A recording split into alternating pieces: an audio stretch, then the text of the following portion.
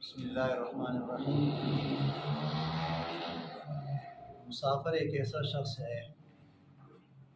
جو مسجد میں ایسے وقت پہنچا ہے کہ جب امام کا آخری قاعدہ ہے، یعنی 4 رکعت نماز فرض امام پڑھا رہا ہے، لیکن مسافر اس وقت مسجد میں داخل ہوا ہے کہ امام آخری قاعدے میں تھا۔ اب مسافر کو کنفیوژن ہے کہ آئے یہ جو امام بنا ہے یہ مسافر ہے یا مقیم ہے، اس لیے کہ اس کو پتہ نہیں ہے، وہ آخری قاعدے میں پہنچا ہے،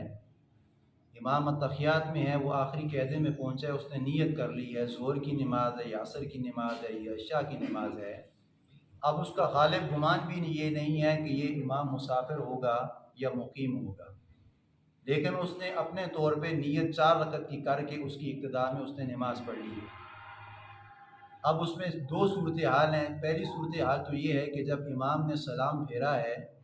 تو وہ سلام پھیرنے کے بعد بتا دے کہ میں مسافر ہوں، اس لیے کہ نبی علیہ السلام کا فرمان ہے، حالت نبی علیہ السلام نے حالت سفر میں جب نماز پڑھائی ہے تو نبی علیہ السلام نے فرمایا اتموا صلاتکم فإن قوما سافر، کہ آپ اپنی نماز کو اتموا صلاتکم، آپ اپنی نماز کو مکمل کیجئے، فإنهم قوم سافرون، کہ میں قوم مسافر ہوں۔ یہ نبی علیہ السلام نے صحابہ کو بھی باخبر فرمایا، جہاں پر سفر کے ارادے سے نبی علیہ السلام نے نماز پڑھائی ہے تو آپ نے 2 رکعت نماز کو مکمل کرنے کے بعد نبی علیہ السلام یہ اعلان فرمایا کرتے تھے، تاکہ جو اقامت والے لوگ ہیں یا چاہے اپنی نماز پڑھ رہے ہیں تو وہ 2 کی اقتدا نہیں کریں گے بلکہ وہ 4 کی اقتدا میں اپنی نماز کو مکمل کریں گے۔ لیکن وہ شخص ایسی حالت میں داخل ہوا ہے کہ وہ آخری قاعدے میں تھا،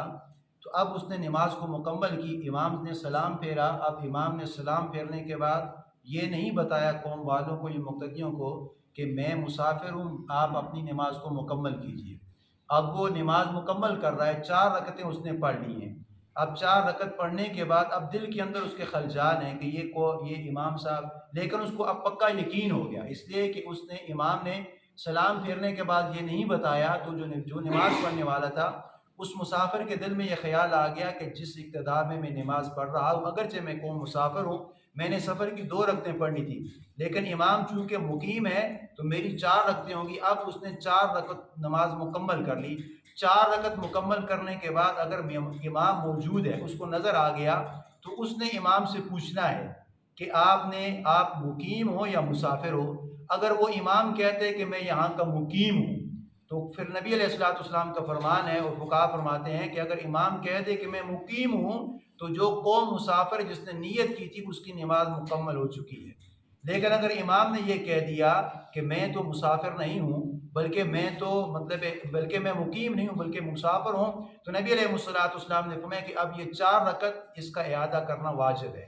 اس لیے کہ جب اس نے نیت کی تھی اس نے یہ سمجھا تھا کہ یہ امام مقیم ہے، تو مقیم کی 4 رکعت مسافر کی نماز ہو جائے گی۔ جس طرح کل مسئلہ گزرا تھا کہ امام کے ساتھ آپ نے مکمل نیت کرنی ہے، تو امام کے ساتھ آپ نے 4 نیت کی، لیکن جب بعد میں آپ کو پتا چلا کہ امام نے آپ کو بتا دیا کہ میں مقیم ہوں تو مقیم کی نماز تو 4 رکعت والی ہوگی، لیکن اگر اس نے یہ کہہ دیا کہ میں مسافر ہوں تو نبی علیہ السلام نے فرمایا کہ اب وہ بندہ اپنی 4 رکعت جو نماز اس نے پڑھی ہے وہ 4 رکعت نماز ضائع ہو جائے گی، اب وہ دوبارہ سرے سے اس نماز کو لٹائے گا، اگرچہ اس نے پہلے بھی 4 فرض پڑھے ہیں، لیکن کنفیوژن دور ہونے کے بعد امام نے بتا دیا کہ میں مقیم نہیں ہوں بلکہ میں مسافر ہوں، لیکن بتانا ذمہ داری تھی امام کی، امام بھولے سے نہیں بتا سکا، اس نے اس کی اقتدا میں نماز پڑھ لی، اس نے یہ سمجھا کہ یہ امام مقیم ہے تو مقیم کی نیت سے اس نے 4 رکعت نماز پڑھ لی، لیکن اس نے 4 رکعت نماز پڑھنے کے بعد اپنی کنفیوژن دور کرنے کے لیے امام موجود تھے مصلی پہ یا اپنے حجرے میں یا دائیں بائیں تھے،